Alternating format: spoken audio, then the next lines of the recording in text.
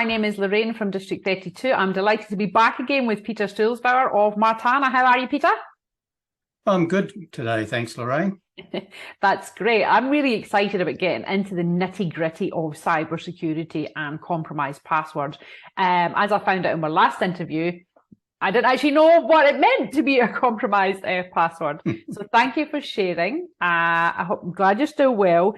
Today we're going to talk about the passwords and what it means to repeat a password and using it twice. Can you just dig in for me, Peter, and let me know what that actually means? What are you trying to tell us there around using the same password? What do we need to know? What usually happens is that you create an account, you got to create with a new password, and you struggle to find what new password to use. So you turn around and use something that you've used before. Okay. Maybe with the idea to change it later, but you don't change it later. So now you've got two accounts with the same password, and then you repeat it again and then again. So you mean like I've got the same password for my bank as I've got for my personal email, as I've got for a home delivery? Is that what you mean when you say a different account? That's right. Yes. Right, okay. So we can't use the same passwords anywhere. Why not? Well, what happens, say, with the food delivery company, they get breached. So they the criminals get hold of their database, and very likely they get hold of the passwords. Okay. Once they know the password, they got your username, they can then go to another account and try and get into that account with your username and password. Wow. It's just know how many people have his emails as John6901, John 6, you know, and we tend to, as human beings, we tend to use them everywhere, don't we? We do, yeah. And using your account's usually an email address. So once they got your email address, they can go to, well, like you said earlier, your email system, and let's try that password that we got from the delivery company. Okay. Once they get through, they're into all your emails. Okay. So again, I've heard you talking about before in one of your products that you help people introduce is a password manager. So that password manager allows you then to create many different passwords, and they're all big long ones, I'm assuming, so that we can keep on top of that. How does a password manager help with that, Peter?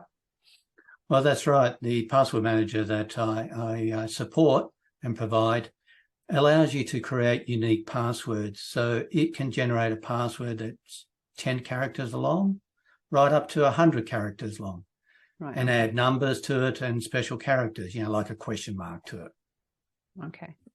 So a password manager then is not just a place to store your passwords. It's actually one that's going to generate a unique password for you and maybe remind you or let you know when it's been compromised. But does it do that as well? That's right. Password managers have grown over the years. So they're much, much more than just storing your passwords and your records to make it easy access.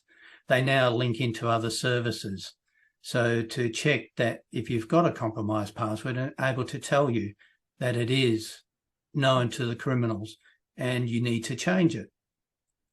If you've got many records with the same password, it will tell you that as well.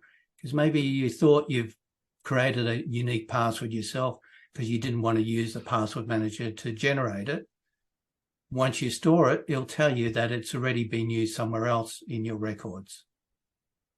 Right, okay. And does that happen the same then for emails? Like if your email address has been compromised?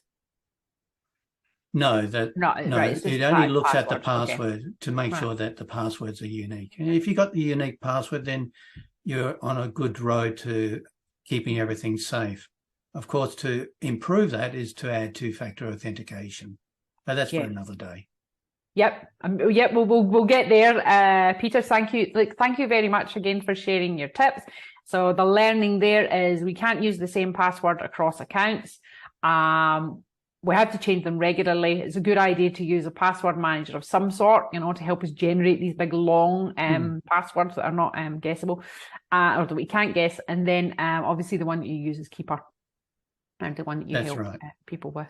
So listen, Peter, thank you very much for the tip. I'm looking forward to interviewing again today on our passwords being for sale. I'm really excited about that one. So look, Peter, I'll see you in the next interview. Thank you very much. Thanks, Lorraine. See you next time. Thanks.